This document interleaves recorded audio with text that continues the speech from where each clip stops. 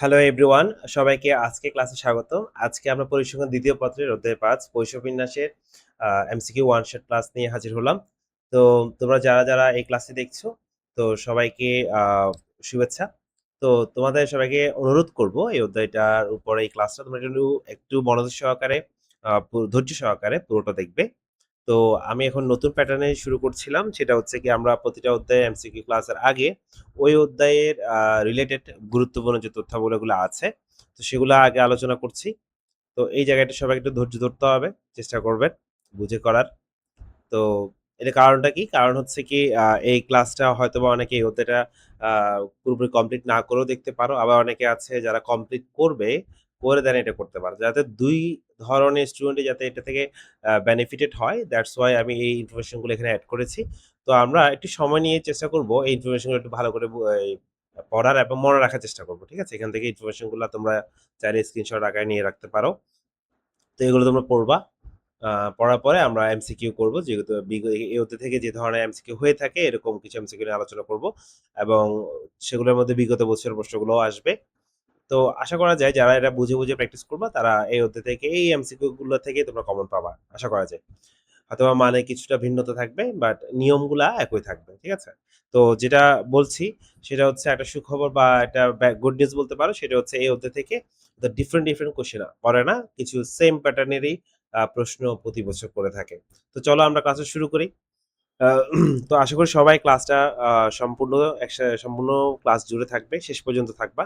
বেশি বড় করব না। যত দ্রুত সম্ভব আমরা শেষ করার চেষ্টা করব। ঠিক আছে? তো চলো শুরু করি। আমরা আলোচনা করছিলাম পৈশবিন্যাস নিয়ে। ঠিক আছে? আমরা মনে থাকবে আমরা অধ্যায় ৪ এ দ্বিপদী বিন্যাস পড়েছি। তো এখন পড়ছি পৈশবিন্যাস। তো আ দ্বিপদী বিন্যাসে আলোচনা করে এখন আমরা পৈশবিন্যাসে যাই। তাহলে দেখো পৈশবিন্যাসের আবিষ্কার কে করেছেন? আমরা এই ইনফরমেশনটা একটু দেখি।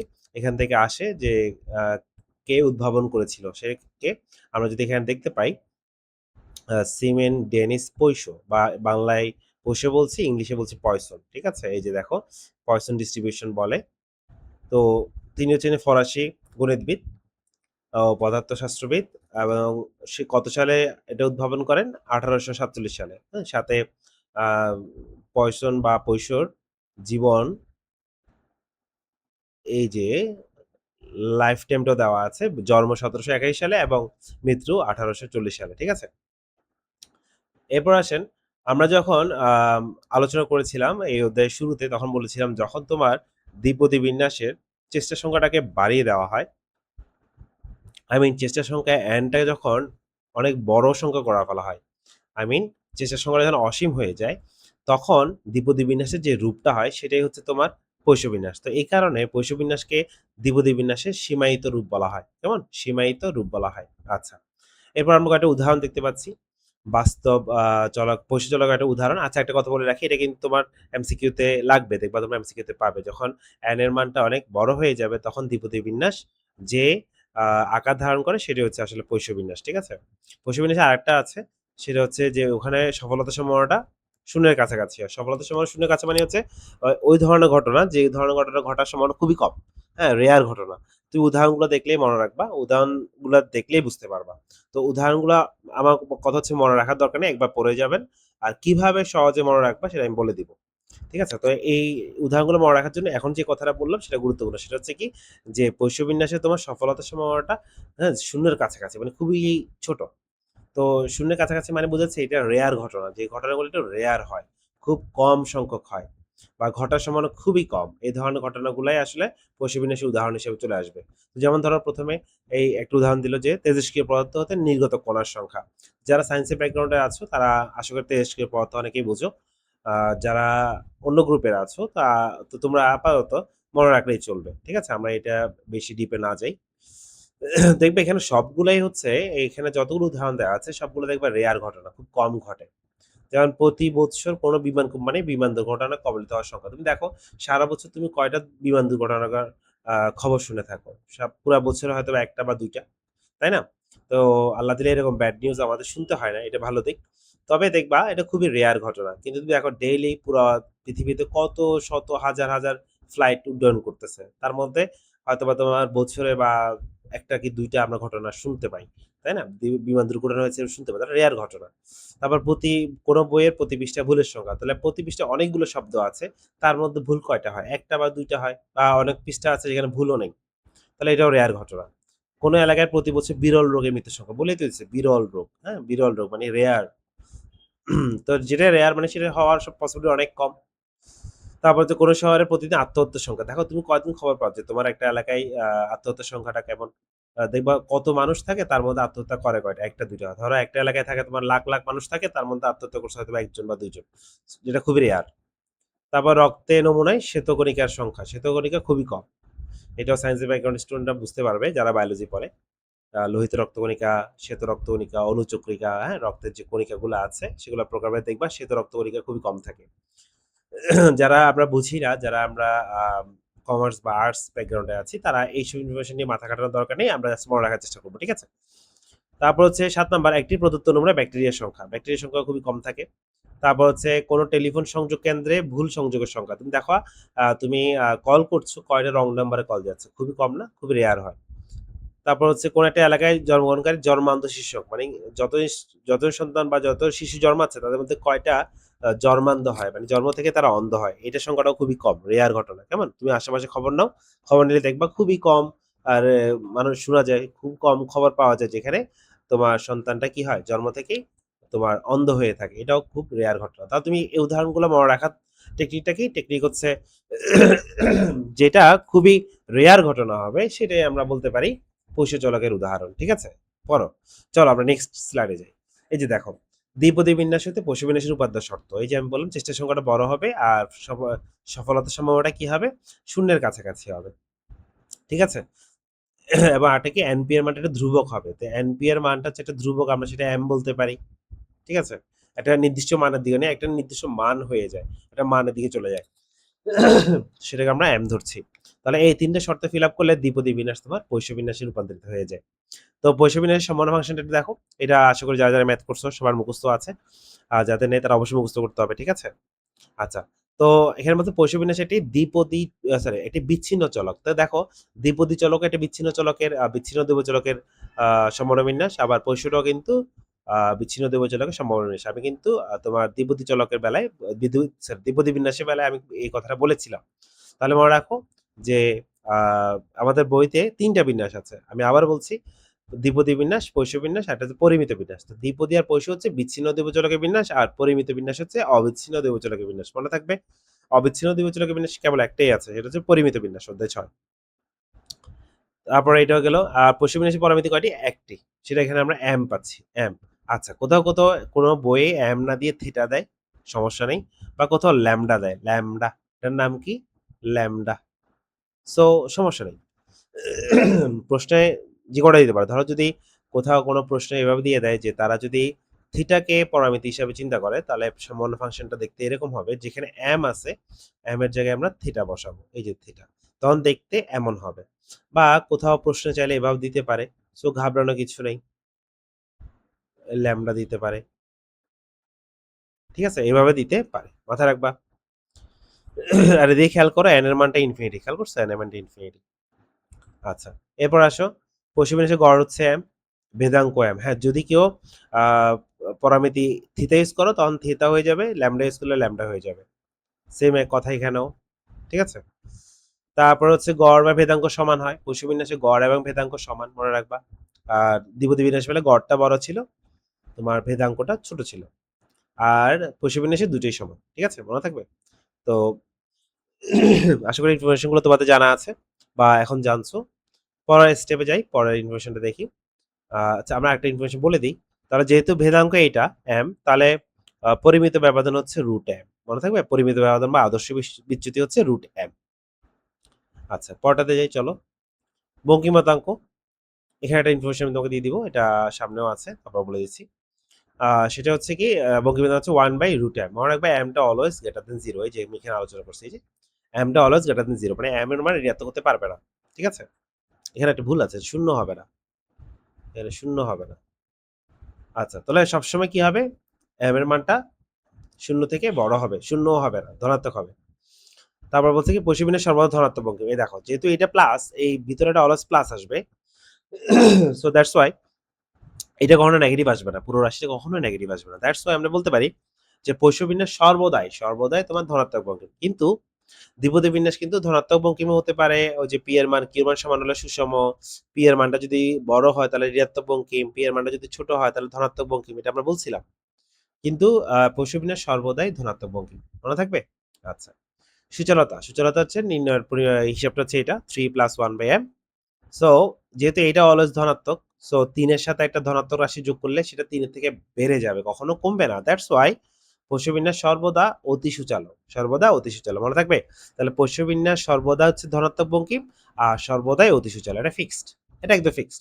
তাহলে পোষ্যবিন্যাস মনে রাখো, আবার পোষ্যবিন্যাস সর্বদা ধনাত্মক বঙ্কিম হবে, সে কখনো ঋণাত্মক বঙ্কিম হবে না, সুষম হবে না।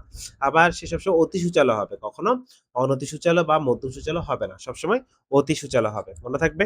আচ্ছা, তারপর কি বললো?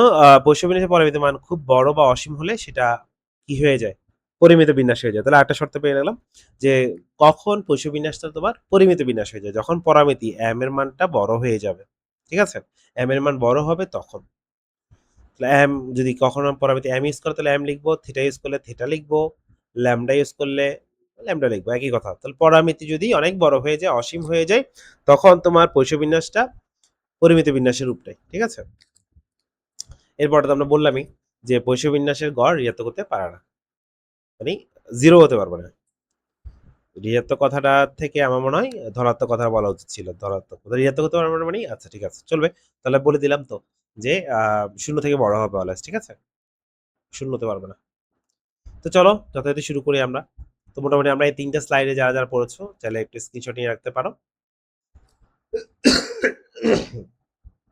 সরি, ওগুলা লিখে রাখতে পারো। আর এবার আমরা চলে যাব এমসিকিউতে। চলো কি বলছে? পৈষ্যবিন্যাসের পরামিতি ২ হলে সূচলতার মান কত? দেখছো সূচলতার মান কিছুক্ষণ আগে আমরা পড়লাম যে বিটা 2 সমান হচ্ছে 3 প্লাস 1/m। ঠিক আছে? তো পরামিতি বলছে ২। তো ২ মানে কি? তাহলে m এর জায়গায় ২ বসবে। তাহলে হচ্ছে কত? 0.5। সো হচ্ছে 3.05, সরি 3.5। ঠিক আছে? তাহলে আমাদের এখানে আনসার আছে কোথায়? আনসার এই যে। ওকে, ডান। পশ্চিমবিন্যাসের গড় হচ্ছে তোমার ৪, পরিমিত ব্যবধান কত? দেখো গড় আমরা বলছিলাম যে পশ্চিমবিন্যাসের গড় যেটা, সেটা হচ্ছে ভেদাঙ্ক, দুটোই m, আর m এর মান কত? ৪ দেওয়া আছে। তো আমাকে বলছে পরিমিত ব্যবধান হচ্ছে ভেদাঙ্ককে রুট করতে হবে। তার মানে m কে রুট করতে হবে, m এর মান কত? ৪। তো ৪ কে রুট করলে কত হয়? ২। তাহলে আমাদের আনসার কত? ২। আমরা দ্রুত করব, সময় বেশিক্ষণ নিব না, সবাই একটু মনোযোগ সহকারে করো। পশ্চিমবিন্যাসের সীমা কোনটি? ওই যে আমি বললাম, তোমরা যদি একটু দেখো, এদিকে তাকালে দেখবা এই যে সীমাটা খেয়াল করছো, এই দেখো 0 থেকে ইনফিনিটি পর্যন্ত। তাহলে আমরা, তুমি এখানে আনসারটা লিখতে পারবা, আনসারটা করতে পারবা না? 0 থেকে ইনফিনিটি, এই যে এটা দেখছো, ওখান থেকেই আসবে ঘুরে ফিরে। চলো এরপরে খুবই ইম্পর্টেন্ট একটা এমসিকিউ, এটা আসে বারবার। একটি পৈষ্যচলক যেখানে এটার মান দেওয়া আছে, পৈষ্যচলক পরামিতির মান কত? পরামিতি মানে হচ্ছে তুমি যদি m ধরো m, থিটা ধরো থিটা, ল্যামডা ধরলে ল্যামডা, যেটাই বলো। তো চলো আমি এটা করে দেখাই। আমরা ভেরিয়েন্স এর সূত্র জানি, অধ্যায় 3 এ পড়েছি যে expectation x square minus expectation x whole square. তো তোমার পৈষ্যবিন্যাসের ভেদাঙ্ক হচ্ছে m, আবার এটার মান তো দেয় আছে 12, গড়ও হচ্ছে m, m এর উপর একটা স্কোয়ার আছে। তাহলে আমরা এক পাশে নিয়ে আসি, m square plus m minus 12 equal to 0। তারপর এখানে মিডল টার্ম করবো। তো কারা কারা পারো? যেমন 3 4 12, আমি 4 আর -3 নিলাম। তাহলে এখান থেকে m যদি আমরা কি কমন নিই তাহলে m প্লাস 4 হয়, আর এখান থেকে 3 কমন নিলে হয় m প্লাস 4। তাহলে m প্লাস 4 কমন নিলে থাকে কত? m minus 3। তাহলে হয় m প্লাস 4 ইকুয়াল টু 0 বা m মাইনাস 3 ইকুয়াল টু 0। তাহলে এখান থেকে আমরা পাচ্ছি m এর মান 3, আর এখানে আমরা m এর মান পাচ্ছি -4। দেখো -4টা কিন্তু আমরা অ্যাকসেপ্ট করব না, কেন? কারণ আমরা বলা আছে যে m এর মানটা ঋণাত্মক হতে পারবে না, ধনাত্মক হতে হবে। তাহলে আনসার কোনটা বলো তো? আনসার হচ্ছে 3। ঠিক আছে? এখানে এরকম পরীক্ষায় এটা মান চেঞ্জ করে দিতে পারে। সো এটাই। পার্থক্য এতটুকু, নিয়মটা খেয়াল করো। সো নিয়ম খেয়াল করলে তোমাকে মান চেঞ্জ করে দিলে কোনো সমস্যা নেই, আশা করি তোমরা পারবা। চাইলে তোমরা একটু প্র্যাকটিস করতে পারো বইয়ের মধ্যে, এরকম মান চেঞ্জ করে করে অনেকগুলো আছে, আমি তো সবগুলো দেখাবো না, একটা দেখে দিলাম। চলেন, কোন সম্ভাবনা বিন্যাসে গড় ও ভেদাঙ্গ পরস্পর সমান? পৈষ্য বিন্যাস, তাই না? কারণ দ্বিপদী বিন্যাসে তো তোমার কি গড়টা বড়, ভেদাঙ্গটা ছোট। নেক্সট, পৈষ্য বিন্যাসে ভেদাঙ্গ 3 হলে গড়ের মান কত? 3, কারণ গড় আর ভেদাঙ্গ সমান। সেগুলো সময় বেশি সময় লাগবে না, খুবই ছোট ছোট, শুধু জানা থাকলেই হবে। তাহলে গড় আর ভেদাঙ্গ সমান বিধায় ভেদাঙ্গ যেহেতু 3, তাহলে গড়ও কত হবে? 3 হবে। পরটাতে যাই। চলো, এটা খুব ইম্পর্টেন্ট একটা স্টার মার্ক দিয়ে রাখতে পারো, খুবই ইম্পর্টেন্ট একটা টাইপ। এখানে না একটা আসলে সবগুলো ইম্পর্টেন্ট, হ্যাঁ, ছোট ছোট জিনিস আসতে পারে, আমি এখানে আলাদা করে না বলি, মুখে একবার বলে দিব, বাট স্টার মার্ক দিলে আবার তোমরা ভাববা এটা একটু বেশি করে করি না, দরকার নেই, সবগুলো একবার করে যাও, কমন পড়বেই। আর আমি তো ব্যাখ্যা দিচ্ছি। তাহলে এম এর মান কত হলে পশুবিন্যাসে এটা হবে? তাহলে আসো, পশুবিন্যাসের সম্ভাবনা ফাংশনটা মনে থাকতে হবে, ঠিক আছে? তো পশুবিন্যাসের সম্ভাবনা ফাংশনটা কি ছিল? মনে আছে নিশ্চয়ই, E to the power minus M M to the power x divide by X factorial, এটা ছিল সম্ভাবনা ফাংশন। তো আমাকে দেওয়া আছে কি, এটা দেওয়া আছে, তো আমরা এটা মান বসাবো। এটা মান পাওয়ার জন্য কি করতে হবে? আমার এই যে সম্ভাবনা ফাংশনটা দেখতে পাচ্ছ না, ওখানে এক্স এর জায়গায় তুমি 3 বসাবা। যারা ম্যাথ করছো তারা জানো, এই টাইপসের ম্যাথ তুমি করেছো। এক্স এর জায়গায় 3 বসাবো, sorry.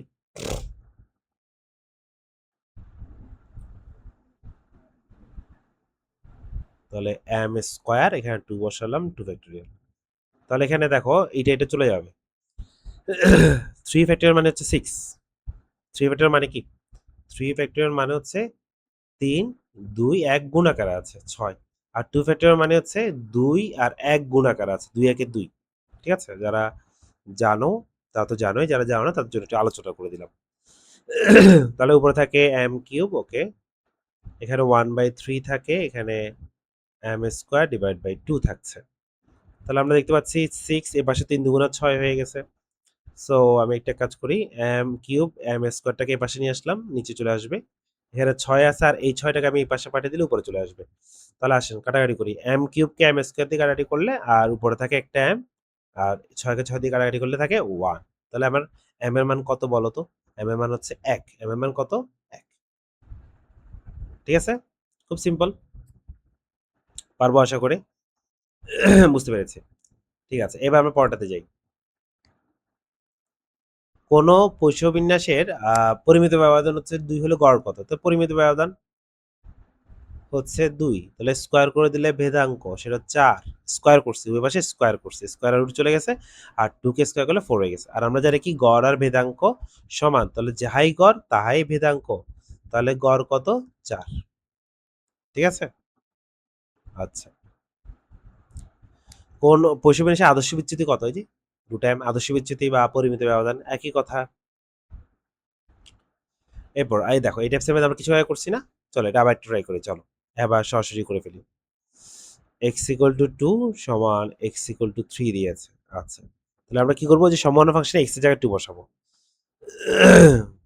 m square divide by 2 factorial e to the power minus m m cube divide by 3 factorial.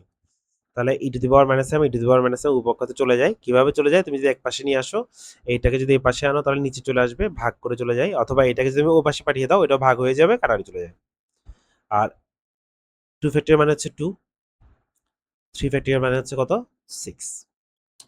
আচ্ছা, তো 6 কে এখানে নিয়ে আসলাম,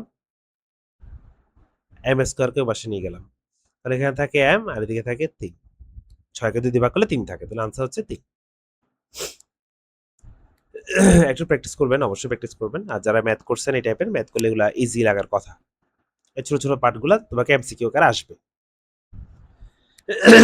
কোন পৈষ্যবিন্যাসের পরিমিত ব্যবধান √3 হলে ভেদাঙ্ক কত? তো ওই যে বললাম, পরিমিত ব্যবধান মানে কি, রুট ভ্যারিয়েন্স এক্স, সেটা হচ্ছে √3, তাহলে স্কোয়ার করলে এখানে থাকে ভ্যারিয়েন্স এক্স, আর ওপাশে রুটটা চলে যাবে, থাকবে 3, তাহলে ভেদাঙ্ক কত? 3। এবার আসো, এটা কি বললো, যে পৈষ্যবিন্যাসের ক্ষেত্রে ভেদাঙ্ক ও পরামিতি সমান, ওকে, হ্যাঁ, ভেদাঙ্ক যা এম, পরামিতিও এম। ঠিক আছে, গড় আর ভেদাঙ্ক সমান, গুড। গড় ভেদাঙ্ক অপেক্ষা বড়, নো। তাহলে আনসার কত? 1 আর 2। একটি পশুবিন্যাসে গড় ৩ হলে গাণিতিক প্রত্যাশা। গাণিতিক প্রত্যাশা মানে হচ্ছে কি? ওই গড়ই। তো গড়ও ৩ হওয়ার কথা কিন্তু এখানে আছে √3 তাহলে এটা রাইট না। তো ভেদাঙ্ক কত ৩? বঙ্কিমতাঙ্ক 1/√m মনে আছে? তো আনসার হচ্ছে ২, ৩।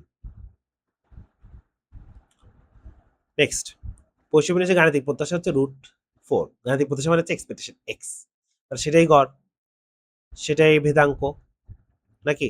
তো দেখো গাণিতিক প্রত্যাশা যদি √4 হয় তাহলে এটা গড়ও √4 হওয়ার কথা কিন্তু √4 দেয় নাই তাহলে 4 দিয়েছে তাহলে হবে না ভেদাঙ্ক √4 ঠিক আছে এটা মিল আছে বঙ্কিমত হচ্ছে এত 0.5 তাহলে দেখি তো একটু করে দেখি তো বঙ্কিমত কি ছিল 1/√m তাই তো তো √4 মানে কত 2 না √4 মানে 2 তো 2 কে যদি আমি আবার রুট করি তাহলে কত আসে 1/√2 1/√2 আনসার আসে তোমার 0.707 আসে তাহলে এটা তো 0.25 দিয়েছে তাহলে এটা হবে না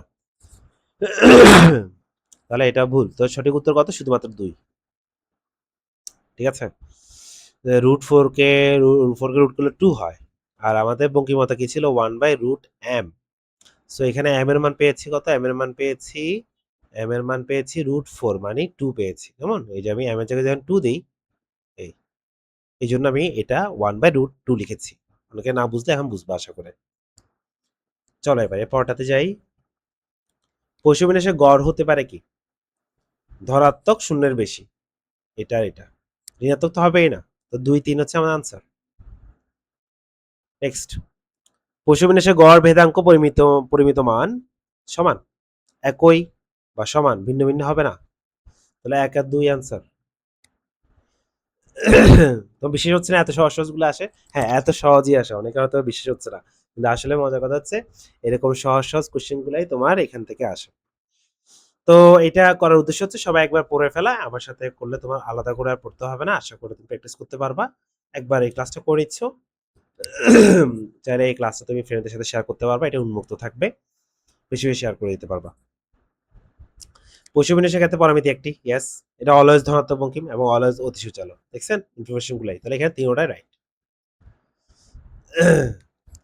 একটি কারখানায় 1% দ্রব্য ত্রুটিপূর্ণ হলে 200টি দ্রব্যের মধ্যে বড় জোর একটি দ্রব্য কি হওয়ার সম্ভাবনা ত্রুটিপূর্ণ হওয়ার সম্ভাবনা আছে এটা ত্রুটিপূর্ণ হতে পারে হ্যাঁ ত্রুটিপূর্ণ হওয়ার সম্ভাবনা বের করতে হবে ওকে তো চলো আমরা করি বড় একটা ম্যাথ বড় ম্যাথ না সিম্পল তো দেখো এখানে পি এর মান কত পি এর মান হচ্ছে 1% মানে হচ্ছে 0.01 এন এর মান হচ্ছে 200 তাহলে আমার এম লাগবে এম হচ্ছে এন আর পি কে গুণ করে দিতে হয় তো এন আর পি কে গুণ করলে কত হয় 200 গুণ 0.01 সেটা হচ্ছে 2 তাহলে এম এর মান হচ্ছে 2 তাহলে এম এর মান যেহেতু পেয়ে গিয়েছি আমি সম্ভাবনা ফাংশন পেয়ে গেলাম (2 divide by x factorial so আমাকে বের করতে বলছে বড় জোর একটি তো বড় জোর একটি মানে হচ্ছে x এর মানটা 0 বা তার থেকে কম হবে সরি 1 বা তার থেকে কম হবে 1 এর চেয়ে বেশি হবে না তার মানে কত কত নিব 0 আর হচ্ছে 1 এই দুটো সম্ভাবনা যোগ করব তো 0 সম্ভাবনা যোগ করে চলো 0 পেতে হলে আমাকে কি করতে হবে এই যে আমরা এই সম্ভাবনা ফাংশনটা বের করলাম সেটাতে x এর জায়গায় 0 বসাবো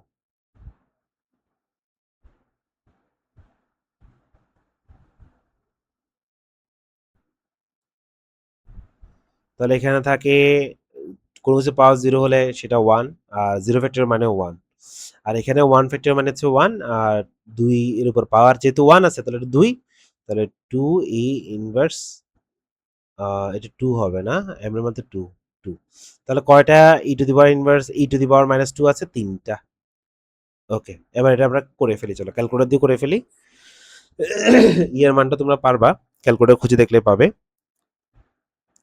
সো আমরা যদি করি 3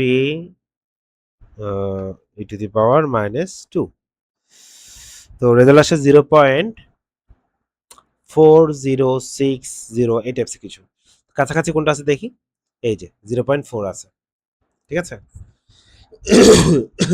সরি গলাটা একটা অবস্থা খারাপ আচ্ছা এবার কি বললো যে দ্রব্য ত্রুটিপূর্ণ হওয়ার সম্ভাবনা যে বিন্যাস মেনে চলে তার ক্ষেত্রে তাহলে খেয়াল করো এটা যেটা পৈশ বিন্যাস মেনে চলে কিভাবে বুঝবা সেটাই বলে দিই পি এর মানটা 0 থেকে ছোট দেখো পৈশ বিন্যাস চেনার উপায় হচ্ছে সফলতার সম্ভাবনাটা 0.1 থেকে ছোট হবে 0.1 থেকে কি হবে ছোট হবে মনে থাকবে 0.1 থেকে ছোট হবে তো তো দেখো 0.1 থেকে ছোট আছে 0.01, তাহলে এটার পৈশবিন্যাস, আর পৈশবিন্যাস গড় ভেদাঙ্কের চেয়ে বড় না, গড় ভেদাঙ্কটা পরিমিতির সমান, গড় পরিমিতির সমান, তাহলে এই দুটো ঠিক আছে। হ্যাঁ, কারণ ভেদাঙ্ক এম, গড়ও এম, তাহলে 2 আর 3 হচ্ছে আমাদের আনসার। দ্রুতও লাগছে তো সমস্যা নেই, যারা এই অধ্যায়গুলা এই ম্যাথগুলো করছেন, যেহেতু আমি ধরে নিচ্ছি অনেকে করছো, সো এত ডিটেলসে যাচ্ছি না, যতটুকু করা যায়, কারণ এখন ডিটেলস করতে গেলে অনেক বেশি সময় লেগে যাবে, কিছু ধরে আগাইতে তো হবে না একেবারে। তোমার এই সময় ধারণা না থাকলে তো আবার একটু সমস্যা হয়ে যাবে, একটু ধারণা তো রাখা দরকার। চলো এবার, ব্লাড ব্যাংকে যে সকল লোক রক্ত দিয়ে থাকে তাদের একজনের রক্তে এইচআইভি ধনাত্মক হওয়ার সম্ভাবনা 0.02, খেয়াল করছো অনেক কম, 0.02, ওই 0.1 থেকে ছোট, তো এটা হচ্ছে পি এর মান 0.02। উক্ত ব্লাড ব্যাংকে 5 জনের একজনের এইচআইভি ধনাত্মক হওয়ার সম্ভাবনা, তাহলে এন এর মান হচ্ছে 5, তাহলে একজনের ধনাত্মক হয়, একজনের মানে ওখানে তোমার 5 জনের মধ্যে একজনের এইচআইভি হবে বা এইচআইভি পজিটিভ হবে, তার সম্ভাবনা কত, তাহলে তুমি এটা কি করবা, ওই যে সম্ভাবনা ফাংশনটা বের করে ফেলছো, সম্ভাবনা ফাংশন তোমাকে এম লাগবে, তো এমটা তুমি কিভাবে পাবা, এন আর পি গুণ করবা, এন কত 5 আর পি এর মান হচ্ছে 0.02, গুণ করে দিই তো কত হয়, 5 গুণ 0.02 তোমার হচ্ছে 0.1 হয়, 0.1, তাহলে আমরা সম্ভাবনা ফাংশনটা পেয়ে গেলাম। সম্ভাবনা ফাংশনটা কেমন হবে, e to the power minus 0.1, 0.1 to the power x divide by x factorial. তো ওরা বলছে কি একজনের, জাস্ট একজনের এইচআইভি পজিটিভ হওয়ার সম্ভাবনা, তাহলে আমরা এক্স এর জায়গায় বসাবো 1, যেখানে এক্স আছে তুমি সেখানে 1 বসাও, 1 ফ্যাক্টরিয়াল মানে হচ্ছে 1, তাহলে আলটিমেটলি থাকছে কত, নিচে 1টা লিখতে হয় না, এটা ইন্টু 0.1, তো এটাকে আমরা চলো ক্যালকুলেটর করে ফেলি, 0.1 ইন্টু মাইনাস 0.1, ওকে 0.0904 এরকম কিছুটা আসতেছে, 4 এর পরে কত 8 আছে, তো দেখো কত ঘরের মধ্যে যদি মিলতেছে সর্বোচ্চ 0.094, তাহলে এইটা মিলতেছে। হ্যাঁ, আমি চাইলে এটাকে 4 এর জায়গায় 4কে যদি এক ঘরে আগে লিখতে চাই, তাহলে আমি 4কে 5 করে দিতে পারবো, কেন, কারণ 4 এর পরে 5 থেকে বড় একটা সংখ্যা আছে, তাহলে আনসার হবে এইটা। সরি, এটা ভুল আনসার হয়েছে না, আমি একটু কারেকশন করে নিই, তাহলে তো ভালো, পরবর্তীতে এটা কারেক্ট করে নিতে পারবো।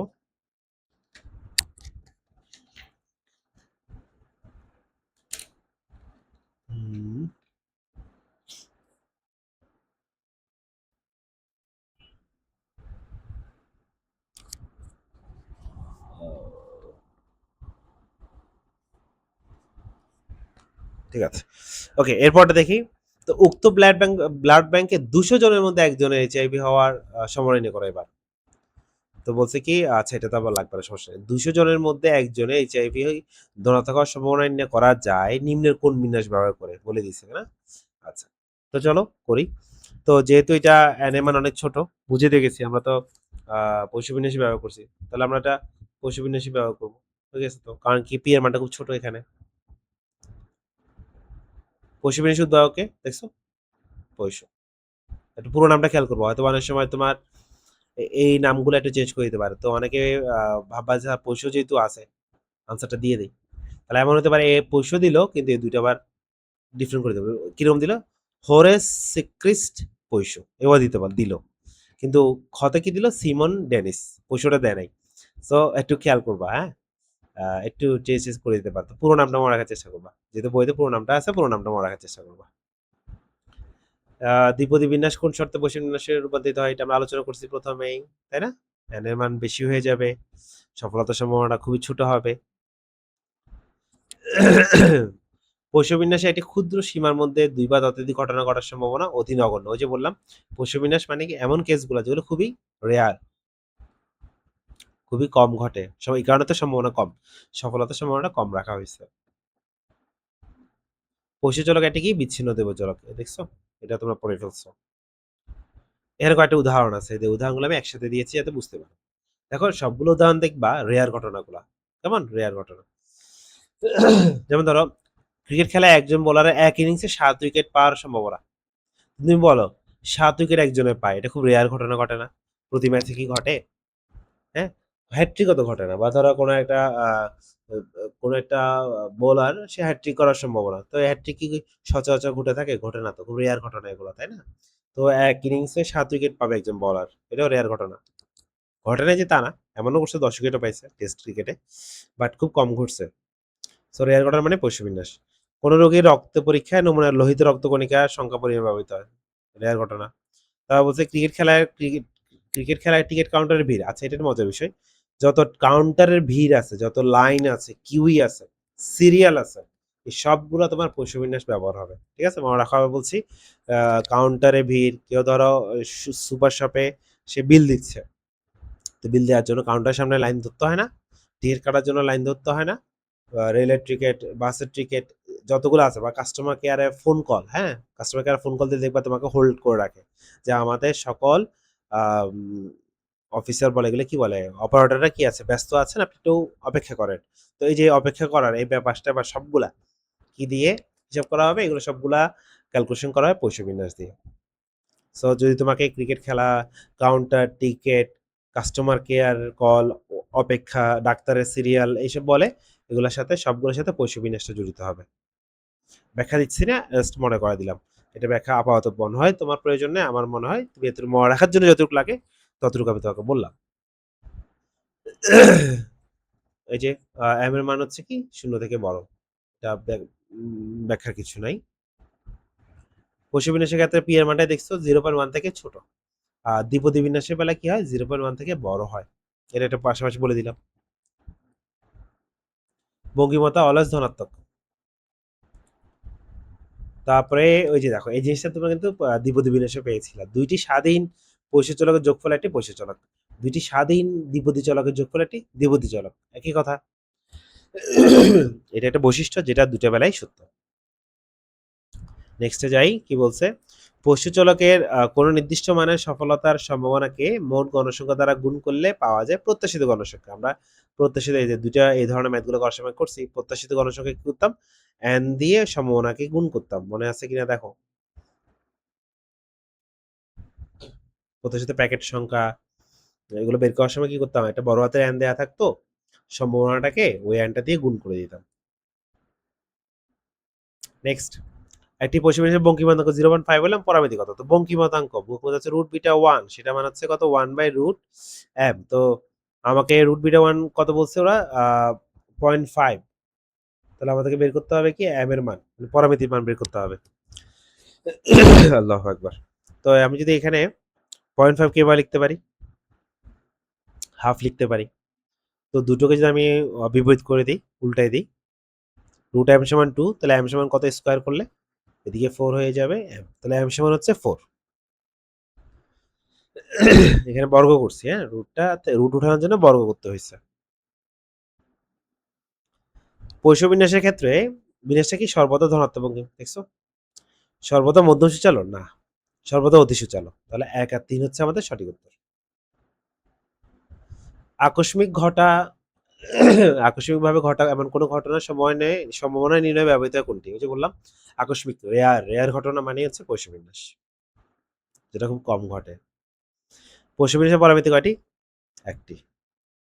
নেক্সট, তো কোনো পশুচলক এক্স এর পরামিতি এম যখন কি হয়ে যাবে, অনেক বড় হয়ে যাবে, তখন এক্সটা কি হয়ে যাবে? পরিমিত বিন্যাস, ঠিক আছে না? এটা আপনার ওই স্লাইডে, সেকেন্ড স্লাইডে ছিল, যে পরামিতির মানটা যখন অসীম হয়ে যাবে তখন পৈষ্য চলক বলো, পৈষ্য বিন্যাস বলো, পৈষ্য চলক থেকে তো পৈষ্য বিন্যাস আসে, তো তখন সেটা পরিমিত বিন্যাসে চলে যাবে, ঠিক আছে?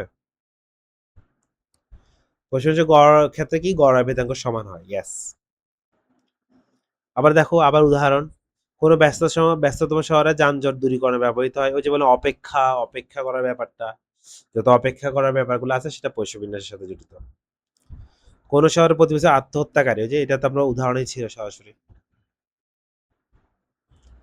কোনো বিন্যাসের, তোমার কোনো বিন্যাস কি দেখো, কোনো বিন্যাসের নাম বলা নাই, বলছে কি কোনো বিন্যাসের গড় হচ্ছে 3, ভেদাঙ্ক 3, তাহলে বিন্যাসটা কি হবে? তাহলে গড় ভেদাঙ্ক সমান কোন বিন্যাসের? পৈষ্য বিন্যাসের, দ্যাটস ইট। যদি এখানে 3 হইতো, এখানে 2 হইতো, তাহলে এটা হয়ে যেত কি দ্বিপদী বিন্যাস, ঠিক আছে? এটা তখন দ্বিপদী বিন্যাস হয়ে যেত, কারণ দ্বিপদী বিন্যাসে গড়টা ভেদাঙ্ক থেকে বড় হয়। এখানে সমান আছে, দ্যাটস ওয়াই পৈষ্য বিন্যাস। নেক্সট, পৈষ্য বিন্যাসের বঙ্গমাতা ধনাত্মক পড়ছি আমরা, সর্বদা ধনাত্মক আর সর্বদা অতিসূচালো। এটাই যে দেখো পশ্চিম বিন্যাসের আকৃতি ও প্রকৃতি কিরূপ? সবার ধনাত্মক বঙ্কিম ও অতি সূচালো। মনে থাকবে?